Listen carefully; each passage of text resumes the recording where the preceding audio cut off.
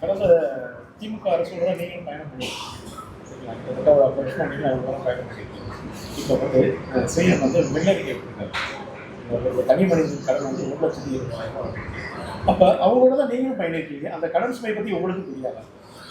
Sir, நாங்கள் அவர்களோடு மட்டுமல்ல அதிமுகவோடு பயணித்திருக்கிறோம். ஜனநாயக சக்திகள் அனைத்தோடும் இனியும் நாங்கள் பயணிப்போம்.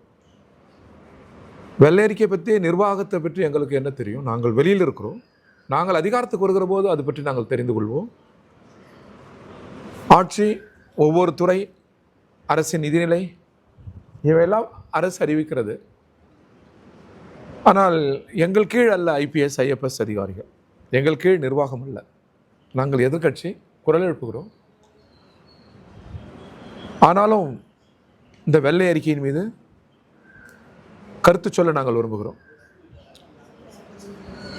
கடன், மாநில அரசு கடன் பெறுவது மிக இயல்பு. ஒன்றிய அரசு பெற்றிருக்கிற கடன் ஒப்பிட்டால் மாநில அரசு கடன்கள் மிக மிக இயல்பு. அதிர்ச்சி தருகிற வகையில் நாட்டின் பிரதமரே கடன் பெற்றிருக்கிறார், இந்தியாவே கடன் பெற்றிருக்கிறது.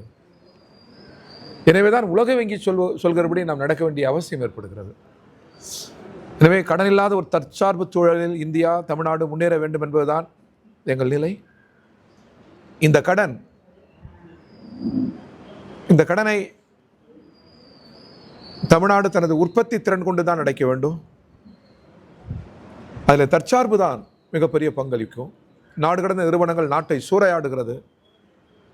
எனவே தற்சார்புக்கு கிராமங்கள் சார்ந்த, காடுகள் சார்ந்த, கடல் சார்ந்த நமது எளிய மக்களின் தொழில் இருக்கிறதல்லவா, மரபு தொழில், பண்பாட்டு தொழில், அந்த தொழிலுக்கெல்லாம் ஒன்றிய அரசும் மாநில அரசும் முழு முன்னுரிமையில் தர வேண்டும், நிதியுதவிகள் செய்ய வேண்டும். சிறுதொழில், குறுதொழில், அதுதான் நமது ஆதாரம். அதற்கு கூடுதல் முன்னுரிமைகள் தர வேண்டும், உதவிகள் செய்ய வேண்டும். அப்பொழுதுதான் நாம் பெற்றிருக்கிற கடன் அடைக்க முடியும். தற்சார்பில் தான் ஒரு நாடு முன்னேறும். கார்ப்பரேட் நிறுவனங்களுக்கு கதவை திறந்து விடுகிற போது அது ஏற்கனவே இருக்கிற நமது செல்வ வளங்களை சூறையாடும். எனவே ஒரு புதிய பொருளாதார கொள்கைக்கு, உழைப்பாளி மக்களின் நலன் சார்ந்த, சிறுதொழில் குறுதொழில் நலன் சார்ந்த ஒரு கொள்கைக்கு திரும்புகிற போது தான் நாடு ஒரு முன்னேற்றத்தை அடையும் என்று நாங்கள் திடமாக நம்புகிறோம். எனவே மிக இயல்பானது இது. ஒரு மாநிலங்கள் கடன் பெறுவது மிக இயல்பானது. இது கடன் சுமையிலிருந்து நாடு விடுபட வேண்டும் என்றால் வாரா கடன்கள் வசூலிக்கப்பட வேண்டும். அந்த வாரா கடனில் நாடு கடந்த நிறுவனங்களும் பெரும் முதலாளிகளும் தான் ஈடுபட்டிருக்கிறார்கள், ஏழைகள் அல்ல, தொழிலாளிகள் அல்ல. எனவே இந்த சூழலில் பயன்படுத்தி அத்தகைய கடன்களை எல்லாம் ஒன்றிய அரசு, மாநில அரசு தன் பங்குக்கு வசூல் செய்ய வேண்டும். ஒரு மாநிலத்தின் கடன் நடைபெறுவது என்பது உழைக்கும் மக்களின் உற்பத்தி திறனிலோ தற்சார்பிலும் தான் அடங்கியிருக்கிறது. எனவே அதற்கு மாநில அரசு கூடுதல் கவனம் செலுத்த வேண்டும் என்று நாங்கள் கேட்டுக்கொள்கிறோம். போன ஆட்சியில் வந்து எங்களுக்கு அதிகாரம் இல்லை, ஆனால் கேட்க சொல்லியிருக்கீங்க. இப்போ வந்து இருக்கிற தாவே காட்சியோட நீங்கள் ஒரு நட்போடு இருக்கீங்க. அப்படிங்கிறப்ப இப்போ உங்கள் அதிகாரத்தை நீங்கள் கேட்கலாங்க. கேட்டால் கொஞ்சம் வெள்ளை அறிக்கை பற்றி சொல்லுவது நீங்கள் உங்களால் விஷயங்கள் சொல்ல முடியுமே. ஏன் நீங்கள் கடந்த ஆட்சியிலும் நாங்கள் அதிகாரத்தில் இல்லை, இந்த ஆட்சியிலும் நாங்கள் அதிகாரத்தில் இல்லை. வரும் காலங்களிலும் கேட்கப்படுமா? இல்லை எப்பொழுதுமே கோரிக்கைகளை நாங்கள் முன்மொழிவோம். தொழிலாளர் கோரிக்கைகளில் எங்களுக்கு சமரசம் இல்லை, நாட்டு நலன் சார்ந்த கோரிக்கைகளில் சமரசம் இல்லை, மாநில உரிமைகள் சார்ந்த கோரிக்கைகளில் எங்களுக்கு சமரசம் இல்லை. யாராக இருந்தாங்கள் நாங்கள் கேட்போம். நாங்கள் அரசுக்கு ஆதரவு அளித்திருக்கிறோம் வெளியிலிருந்து. அது கூட சட்டமன்றத்தில் உரையாடலாக இருந்திருக்கிறது. மக்கள் தனிப்பெரும் கட்சியாக தாவேகாவுக்கு வாக்களித்திருக்கிறார்கள், அதிக இடம் அவர்கள் பெற்றிருக்கிறார்கள். எங்களை ஆதரவு கேட்கிற பொழுது மக்கள் தீர்ப்பளித்திருக்கிறார்கள். எனவே மக்கள் முன்மொழிந்ததை நாங்கள் வழிமொழிந்திருக்கிறோம், அவ்வளவுதான். மக்களாட்சி அதிகாரத்தில் ஆளுநர் அமர்ந்து விடக்கூடாது, இன்னொரு தேர்தல் திணிக்கப்பட்டு விடக்கூடாது. இந்த அரசியல் காரணங்களுக்காக நாங்கள் வெளியிலிருந்து ஆதரவு அளித்திருக்கிறோம். நல்லாட்சி தொடர வேண்டும், மதச்சார்பின்மையில் மிக உறுதியாக இருக்க வேண்டும். உழைக்கும் மக்கள், ஏழை மக்கள், தமிழக நலனில் மிக உறுதியாக இருக்கிறவரை எங்கள் ஆதரவும் தொடரும். வெளியிலிருந்து நாங்கள் ஆதரவளிப்பதால் இந்த அரசுக்கு நெருக்கடியை தரமாட்டோம், பிறர் சொல்வது போல் கல்லடிக்க மாட்டோம், இக்கட்டில் ஆழ்த்த மாட்டோம். எங்கள் கோரிக்கை வெளிப்படை, அந்த கோரிக்கையின்பால் நாங்கள் நிற்போம். எப்பொழுதுமே விவசாயிகள், தொழிலாளர்கள், எளிய மக்கள், ஒடுக்கப்பட்ட மக்கள் இங்கே இருந்து எங்கள் குரல் எழுப்புவோம். அரசுக்கு அளித்த ஆதரவு ஜனநாயகத்திற்கானது. அது அமைப்பு நிலையாக, அரசியலாக நாங்கள் எடுத்த முடிவு. தனியார் பள்ளியில் வந்து மறைமுகமாக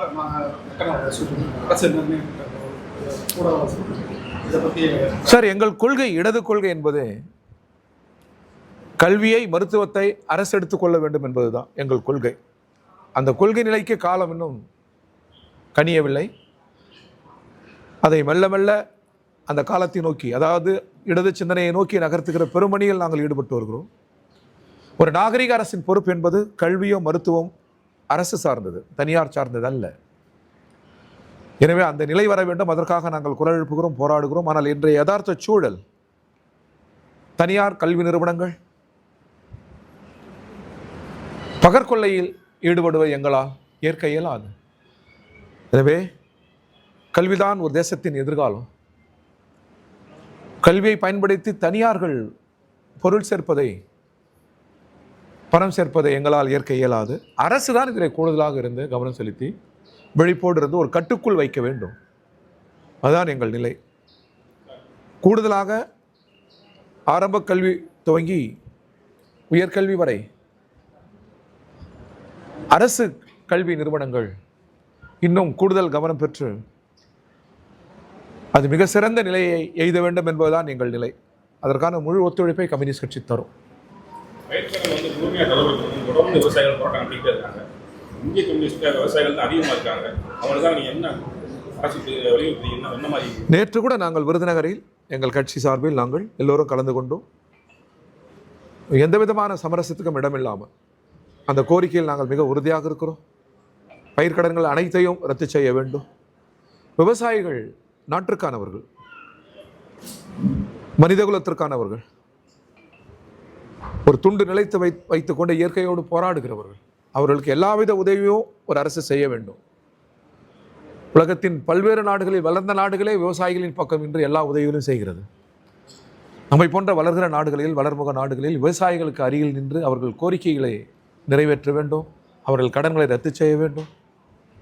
எந்த ஒரு விவசாயம் தனக்காக வாழ்வதில்லை, நாட்டிற்காக, உலகுக்காக தான் உற்பத்தி செய்கிறார்கள். எனவே கூடுதல் பொறுப்பெடுத்த அரசு உதவ வேண்டும். ஒன்றிய அரசு உரிய நிதிகளை தர வேண்டும். மாநில அரசும் இப்பொழுதுதான் அரசு பொறுப்பேற்றிருக்கிறது. படிப்படியாவது அந்த கடன்களை முழுதுமாக ரத்து செய்வதற்கு தமிழக அரசு வாக்குறுதி வழங்க வேண்டும் என்று நான் கேட்டுக்கொள்கிறேன். திமுக இடதுசாரி கட்சிகள் நாங்கள் தான் ஓட்ட அனுப்பிச்சு அப்படின்னு சொல்லுவாங்க. அதுக்கு இல்லை, அவங்க தன்னிச்சையாக முடிவெடுத்து தான் வந்தாங்க அப்படின்னு சொல்லி தான் வந்திருக்காங்க அப்படின்னு சொல்லி அவர் அந்த கருத்தை சொல்லியிருக்காங்க. அவங்க ரெண்டோடைய கருத்தையும் நீங்கள் எப்படி பார்க்குறீங்க? சரி, இது பல முறை சொல்லியாச்சு. சட்டசபையில் நேற்று பேசியிருக்கிறாங்க. எங்களை பொறுத்தவரை எங்களிடம் ஆதரவு கோரப்பட்டது, கடிதம் தரப்பட்டது. அன்றுள்ள சூழலில் அமைப்பாக நாங்கள் கூடினோம், விவாதித்தோம். நாட்டு மக்கள் தனிப்பெரும் கட்சியாக தவிகவுக்கு வாக்களித்திருக்கிறார்கள். எனவே அவர்களை அழைப்பது தான் ஆட்சிக்கு முறை.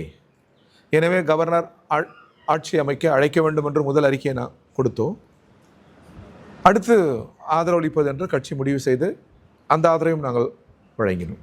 இது அமைப்பாக கூடி தன்னியல்பில் கம்யூனிஸ்ட் கட்சி எடுத்த அரசியல் முடிவு ஜனநாயகத்தை காப்பதற்காக. மக்கள் அதிகாரத்தில் ஆளுநர் அமர்ந்து விடக்கூடாது. இவ்வளோ 1,72,00,000 மக்கள் வாக்களித்திருக்கிறார்கள், அதற்கு மதிப்பளிக்க வேண்டும் என்கிற நோக்கில் நாங்கள் வெளியிலிருந்து ஆதரவளிப்பதாக சொல்லிவிட்டோம். இதை எங்கள் தயவென்று எப்பொழுதும் நாங்கள் சொல்வதில்லை. அரசியலாக எடுத்த முடிவு. நாங்கள் அதுபோல் சிந்தனை எங்களுக்கு எப்பொழுதும் வரவில்லை. அரசியலாக நாங்கள் சிந்திக்கிறோம். மக்களாட்சியில் அதன் மாண்புகள் காக்கப்பட வேண்டும் என்பதற்காக எடுக்கப்பட்ட முடிவு. முந்தைய முதல்வர் மாண்புமிகு ஸ்டாலின் அவர்கள் சொன்னபோது கூட அது பிழை என்று நாங்கள் சொன்னோம். எங்கள் நிலையை பலமுறை நாங்கள் தெளிவுபடுத்தி விட்டோம். அரசியலாக இருக்கிறோம், அரசியலாக தான் சிந்திக்கிறோம். சட்டசபையில் உதயநிதி பொதுக்கூட்டங்கள் நடந்து பேசுன மாதிரி விஷயம் பேசுகிறாங்க அப்படின்னு சொல்லி ஒரு குற்றச்சாட்டை வெளியில் பேசுகிறாங்க. இதை பற்றி நீங்கள் சட்டமன்றத்தில் நாம் எல்லோரும் கற்றுக்கொள்ள வேண்டும். நமது முன்னோர்கள் நல்ல மரபுகளை, நல்ல அரசியல் பண்புக்கூறுகளை நமக்கு விட்டு சென்றிருக்கிறார்கள். அங்கிருந்து கற்க வேண்டும். பலர் சொல்வார்கள், ஜீவா, ராமமூர்த்தி, ராஜாஜி, அண்ணா, கலைஞர், எம்ஜிஆர், ஜெயலலிதா என்று பல மேதைகள், பல ஆளுமைகள், காமராஜர் என்ன பல ஆளுமைகள் விட்டிருந்த இடம் அது. கற்க வேண்டிய இடம் நிறைய இருக்கிறது. அங்கிருந்து இந்த தலைமுறை கற்றுக்கொள்ளும் என்று நாங்கள் நம்புகிறோம். சட்டமன்றத்தில் இருந்த எங்களை போன்றவர்களும் கற்றுக்கொள்கிறோம். நாட்டிலிருந்து, மக்களிடமிருந்து, சட்டசபை நிகழ்வுகளிலிருந்து ஒன்றிலிருந்து ஒன்று கற்றுக்கொள்வதுதான் ஜனநாயகத்தின் உயர் பண்புக்கூறு. எனவே ஆளுங்கட்சியிடமிருந்து எதிர்கட்சியிடமிருந்து ஆளுங்கட்சியும் கற்றுக்கொள்ள வேண்டும். தோற்றவர்களை எளிதில் கடந்து செல்வதும் அவர்களை கீழாக பார்ப்பதும் மிக மிக தவறு. வெற்றியின் தோல்வியும் மிக இயல்பு. டாக்டர் அம்பேத்கர் சொல்வது போல், தோல்வி இல்லை என்றால் வெற்றி பொருள் இழந்துவிடும். எனவே நாணயத்தின் இருபக்கம் போல் ஜனநாயகத்தின் வெற்றியும் தோல்வியும். எனவே இன்று வெற்றி பெறுகிறவர்கள் நாளை தோல்வியடையக்கூடிய ஜனநாயகத்தில், இன்று தோல்வியடைந்தவர்கள் நாளை வெற்றி பெறக்கூடும் ஜனநாயகத்தில். 40-50 ஆண்டு காலமாக பல்வேறு அடக்குமுறைகளை சந்தித்து, தடைகளை சந்தித்து இன்று வரை போராடி வருகிற கம்யூனிஸ்ட் இயக்கம் இன்னும் அதிகாரத்திற்கு வரவில்லை. இதன் பொருள் நாளைக்கு வராது என்ற அர்த்தம் அல்ல. அடுத்த தலைமுறை சிந்திக்கிற போது, உரையாடல் செய்கிற போது நாடு இடது பக்கம் திரும்பும். நிலவுகிற இந்த முதலாளித்துவ சமூக அமைப்புக்கு மாற்றாக ஒரு புதிய சமூகத்தை அடுத்த தலைமுறை தேடுகிற பொழுது நாடு இடது பக்கம்தான் திரும்பும். பெரு அதற்கு உதாரணம். 4 தினங்களுக்கு முன்னால் இத்தாலியில் தனித்தே கம்யூனிஸ்ட் மேயர் வெற்றி பெற்றிருக்கிறார்கள். அது ஒரு உதாரணம். தெலுங்கானாவில் தனித்தே மேயர் நாங்கள் வெற்றி பெற்றிருக்கிறோம். அது ஒரு உதாரணம். எங்கேயும் இடதுக்கு ஒரு இடம் இருக்கிறது. நிலவுகிற இந்த சமூகத்திற்கு மாற்று என்பது, முதலாளிகளின் சமூகத்திற்கு மாற்று என்பது உழைப்பாளி மக்களின் சமூகம்தான். கரத்தால் உழைக்கிற உழைப்பாளி மக்களின் சமூகம்தான். அந்த சமூகம்தான் இடது சமூகம் என்கிறோம். நாங்கள் சோசியலிஸ்ட் சமூகம் என்கிறோம். நாங்கள் நீண்ட நெடுங்காலமாக காத்திருக்கிறோம். காழ்ப்பும் இல்லை, கசப்பும் இல்லை, பழிவாங்கும் எண்ணமும் இல்லை. எல்லாவற்றையும் கடந்து அந்த நாளுக்காக நாங்கள் காத்திருக்கிறோம், களமாடுகிறோம். நாங்களும் கற்றுக்கொள்கிறோம். சினிமா படம் பார்த்தீங்கன்னா விஜய் சார் ஒரு குட்டி ஸ்டோரி சொல்லியிருக்காங்க. அந்த குட்டி ஸ்டோரி எப்படி பார்க்குறீங்க? எல்லா குட்டி ஸ்டோரி சொல்லி முடிச்சதுக்கப்புறம் ஒரு செய்கை பண்ணியிருக்காங்க. இது சட்டப்பேரவையுடைய மாண்பு தானா? 50 வருஷம் இங்கே சட்டப்பேரவை நடந்திருக்கு. இதில் எந்த முதல்வரும் ஒரு எதிர்கட்சி தலைவரை இப்படி செஞ்சுருக்காங்களா? இப்படி அதை பற்றி இல்லை, யாரும் தாழ்வு பாராட்டக்கூடாது. அது முதல்வராக இருந்தாலும் சரி, எதிர்கட்சி தலைவராக இருந்தாலும் சரி, பிரதிநிதியாக இருந்தாலும் சரி, யாரும் தாழ்வு பாராட்டக்கூடாது. யாரையும் உடல் மொழியால் கடந்து செல்லக்கூடாது. எவ்வளவுதான் நேரெதிர் கருத்து இருந்தாலும் பண்பு தவறிய வார்த்தைகளை பயன்படுத்தக்கூடாது. ஒருவரை ஒருவர் மதித்து ஒருவர் நிரப்பிக் கொள்வதில் தான் ஜனநாயகத்தின் வளர்ச்சி அடங்கியிருக்கிறது. அந்த வகையில் எல்லோருமே கூட்டாக சிந்திக்க வேண்டும். யார் தவறு செய்தாலும் அது தவறு. உயர் பொறுப்பில் இருக்கிறவர்கள் கூடுதலாக இருக்க வேண்டும். முதல்வர் அந்த தந்தையை தேடுகிறேன் என்று சொன்னது ஏற்புடையதல்ல. அதற்கு இன்னொரு மறுமொழியில் எதிர்கட்சி தலைவர் சொல்வதும், பிள்ளைகளை துணைவேரை அழைத்து எங்கே தேடுகிறோம் என்று சொல்வதும் ஏற்புடையதல்ல. இது நமது மரபுகளுக்கும் பண்புக்கூறுகளுக்கும் அந்நியமானது. அதிலிருந்து கடந்து செல்ல வேண்டும். மக்கள் பிரச்சனை ஏராளமாக இருக்கிறது. எளிய மக்கள், ஏழை மக்களின் பிரச்சனைகள் ஏராளமாக இருக்கிறது. அது குறித்து நாம் கூட்டாக சிந்திக்க வேண்டும் என்பதுதான் கம்யூனிஸ்ட் கட்சியின் வேண்டுகோள். மோடி அரசுடன் இணக்கமாக இருந்தால் தமிழ்நாடு அரசுக்கு நிதி கிடைக்கும்னு சொல்லி ஏற்கனவே டெல்லிக்கு போனப்போ நிதியமைச்சர் சொல்லியிருந்தாங்க. போன அரசு டெல்லியோட இணக்கமாக, அதனால நமக்குரிய ஃபண்டு வரல. இப்போ இணக்கமாக இருந்தால் நீங்கள் போட்டியோட இருப்பீங்க. எப்படி இணக்கம் என்பது என்ன? ஒன்றிய அரசின் கடமை, டியூட்டி. மாநில அரசு தான் நிதியை கொடுக்கிறது. மாநில அரசுகள் தான் அதிகாரத்தை தருகிறது. கொடுப்பதற்கு நீங்கள் யார்? கொடுப்பதற்கு நீங்கள் எஜமானம் அல்ல. அதை கெஞ்சி பெறுவதற்கு மாநிலங்கள் வேலையாட்களும் அல்ல. கொடுக்க வேண்டும் என்பது சட்டம். சட்டத்தின்படி ஒன்றிய அரசு நடந்து கொள்ள வேண்டும். எனவே மாநில உரிமை இது. நிர்வாகத்தில் பிரதமருடன், உள்துறை அமைச்சருடன் ஒரு இசைவாக இருப்பது என்பது வேறு. நமது மாநிலத்தின் கொள்கைகளை விட்டுத் தருவது என்பது வேறு. எந்த நேரத்திலும் அதை விட்டுத்தரக்கூடாது. போராடி பெற வேண்டும். அத்தகைய போராட்டங்களுக்கு நாங்கள் உறுதுணையாக இருப்போம். ஓகே, இது முடிவுதான் இல்லை. அதாவது விவசாயிகள் ஏக்கர்ல நாற்று நட்டுறதுலேருந்து களை பிடுங்கி வச்சு வம்சாவளியாக அது வந்துக்கிட்டு தான் இருக்கு. பிரச்சனை முடிவு தான். என்ன முடிவு சார்? நீங்கள் என்னதான் சார், நீங்கள் பட்டாசு தொழிலாளர்களும் சரி, உங்களுக்கு முடிவு தான் என்ன? வாழ்வாதாரத்துக்கு வழிதான். நீங்கள் என்னதான் அணை போட்டாலும் சரி, எவ்வளோ உறுதியான அணை கட்டினாலும் சரி, காவிரி அன்னை தமிழ் மண்ணை நோக்கி தான் வருவார். அது இயற்கை நியதி, அதான் இயற்கை. அதை திருப்பி இன்னொரு பக்கம் டெல்லி பக்கம் திருப்ப முடியாது. தமிழ்நாட்டை நோக்கி தான் வரணும், டெல்டா நோக்கி தான் வரணும். இல்லைன்னா காவேரி பொருள் இழந்து விடும். ஒன்று, எந்த சூழலிலும் அணை கட்டக்கூடாது. நீருக்காக நீர் பிடிப்பு பகுதி அவையெல்லாம் நீருக்காக இயங்குகிற மாநிலம் தமிழ்நாடு. எனவே நமது உரிமை நீர் சம்பந்தப்பட்டதல்ல, 2 மாநிலங்களின் உறவு சம்பந்தப்பட்டது, நாட்டின் ஒருமைப்பாடு ஒற்றுமை சம்பந்தப்பட்டது. எனவே கர்நாடக அரசு மிக நிதானத்தோடு நடந்து கொள்ள வேண்டும். நாம் நமது உரிமையை நம்ம கேட்கிறோம். நம்மை பொறுத்தவரை, எங்களை பொறுத்தவரை ஒரு விவாதம் நடக்கணும் நாடாளுமன்றத்தில். நதி நீரெல்லாம் ஒரு மாநிலத்துக்கு சொந்தமானதில்லை. எப்படி தேசிய நெடுஞ்சாலை, தமிழ்நாட்டிலிருந்து தேசிய நெடுஞ்சாலை பெரிதொரு மாநிலத்துக்கு சென்றால் அது ஒன்றிய அரசின் கட்டுப்பாடு. ரயில் ஒரு மாநிலத்திலிருந்து இன்னொரு மாநிலத்துக்கு சென்றால் அது ஒன்றிய அரசின் கட்டுப்பாடு.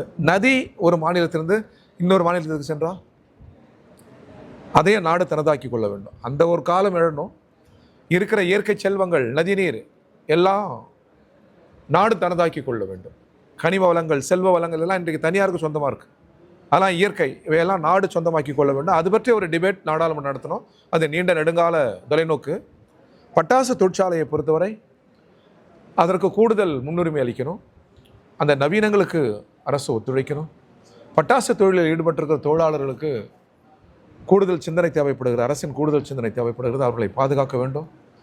நீங்கள் ரொம்ப டெக்னாலஜி வளர்ந்துருக்குது சீனாவெல்லாம். ஆனால் சிவகாசி பொறுத்த வரைக்கும் தங்களது கைத்திறனில், சிந்தனை திறனிலேயே அவர்களோடு போட்டியிடக்கூடிய தேர்ச்சி பெற்றவர்கள் நமது சிவகாசி பட்டாசு தொழிலாளர்கள். அவர்களுக்கு இன்னும் நுட்பங்களை தந்து, இன்னும் ஊதிய உயர்வை தந்து, இன்னும் பாதுகாப்பை தந்தால் சீனாவையும் நம்மால் வெல்ல முடியும். அவ்வளவு திறன் படைத்தவர்கள் நம்முடையவர்கள். ஒரு சாதாரண தீக்குச்சி நம்மோடு போட்டியிட முடியாது. நமது சாதாரண அந்த பீடி சுருட்டுகிற, அந்த கைகளில் பீடி சுருட்டுகிற அந்த திறனுக்கு நிகர் இல்லை. அந்த நுட்பங்களை கொண்டு அரிசியில் சித்திரம் வரைகிற அந்த அந்த பசும்பொன்னில், ஐம்பொன்னில் சித்திரம் வரைகிற திறன் உலகத்திலே எந்த தொழிலாளிக்கும் இல்லை, நம்மிடம் தான் இருக்கிறது. எனவே இதனெல்லாம் அரசு பின்புலமாக இருந்து உதவிகள் செய்ய வேண்டும். அந்த தொழிலை பாதுகாக்க வேண்டும், வளர்க்க வேண்டும் என்பதுதான் எங்கள் நிலை.